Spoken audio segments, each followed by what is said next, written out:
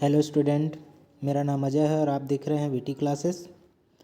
आज के इस वीडियो में हम बैंक के प्रकार के बारे में जानेंगे। इसके पहले वीडियो में मैंने बैंक किसे कहते हैं इसका विस्तार पूर्वक वर्णन किया है, जिसका लिंक मैं डिस्क्रिप्शन बॉक्स में दे दूंगा, आप जाकर उसे देख सकते हैं। अगर आप मेरे चैनल में नए हैं तो चैनल को जल्दी से सब्सक्राइब कर लीजिए और बेल आइकन को प्रेस कर दीजिए, जिससे मेरे लेटेस्ट वीडियो आप तक आसानी से पहुंच सके।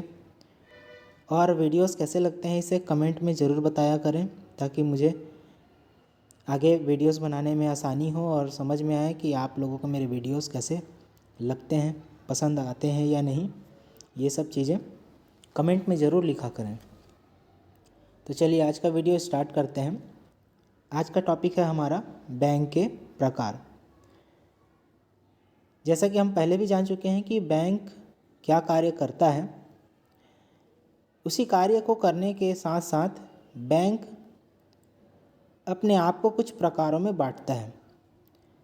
तो यहाँ पास बैंक के प्रकार कुछ इस प्रकार हैं। पहला वाणिज्यिक बैंक है, दूसरा सहकारी बैंक, तीसरा है विकास बैंक, चौथा है केंद्रीय बैंक और पांचवा है पेमेंट बैंक। हम बैंक के कुछ प्रकार देखेंगे जो आपको स्क्रीन में दिखाई दे रहे हैं और इन्हीं के विषय में चर्चा करेंगे, समझेंगे कि ये बैंक्स क्या हैं और कैसे कार्य करते हैं। तो पहला हमारा जो बैंक है वो है वाणिज्यिक बैंक। स्क्रीन में दिख रहा होगा क्या लिखा हुआ है कि कमर्शियल बैंक वे बैंक होते हैं जो लाभ कमाने के उद्देश्य से लोगों का धन जमा स्वीकार करते हैं और लोगों को आवश्यकता पड़ने पर कर्ज देने के साथ साथ अन्य प्रकार के बैंकिंग सेवाएं प्रदान करते हैं। तो कमर्शियल बैंक क्या है? सिंपल, ऐसा बैंक जो लोगों का पैसा स्वीकार करता है, अपने बैंक में जमा करता है और आवश्यकता पड़ने पर लोगों को पैसे भी देता है।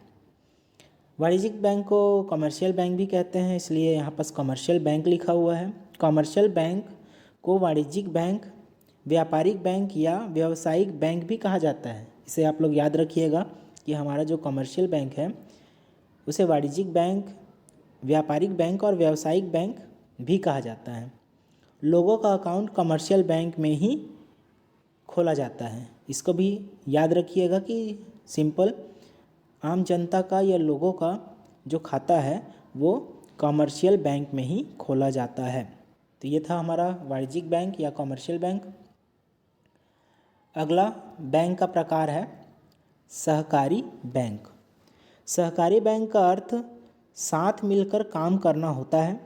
इस प्रकार के बैंकों का उद्देश्य समाज के आर्थिक रूप से कमज़ोर वर्गों को वित्तीय सहायता प्रदान करना है। मतलब ये जो सहकारी बैंक है ये साथ मिलकर के काम करने के बारे में सोचता है और आर्थिक रूप से कमज़ोर वर्ग के लोगों को, मतलब जो गरीब हैं, जिनके पास ज़्यादा धन संपत्ति नहीं है, उनकी सहायता करने के लिए ही यह कार्य करता है। ऐसे बैंकों को कोऑपरेटिव सोसाइटी अधिनियम के तहत पंजीकृत की जाती है।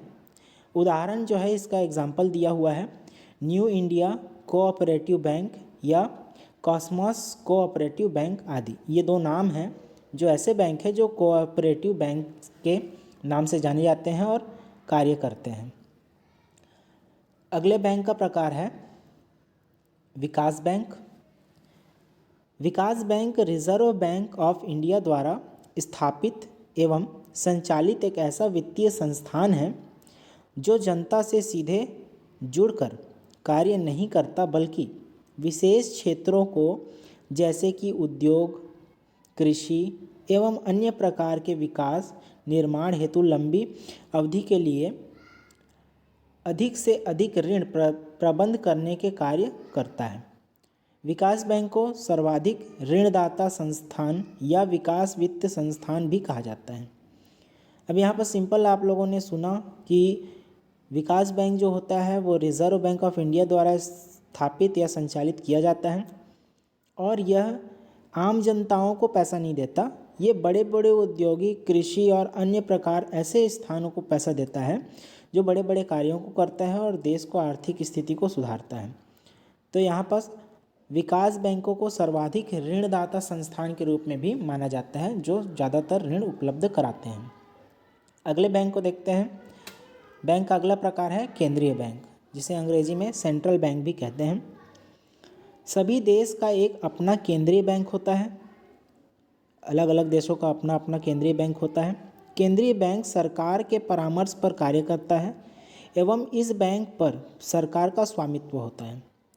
देश के आर्थिक अर्थव्यवस्था बनाए रखना एवं सामाजिक कल्याण केंद्रीय बैंक का मुख्य कार्य होता है।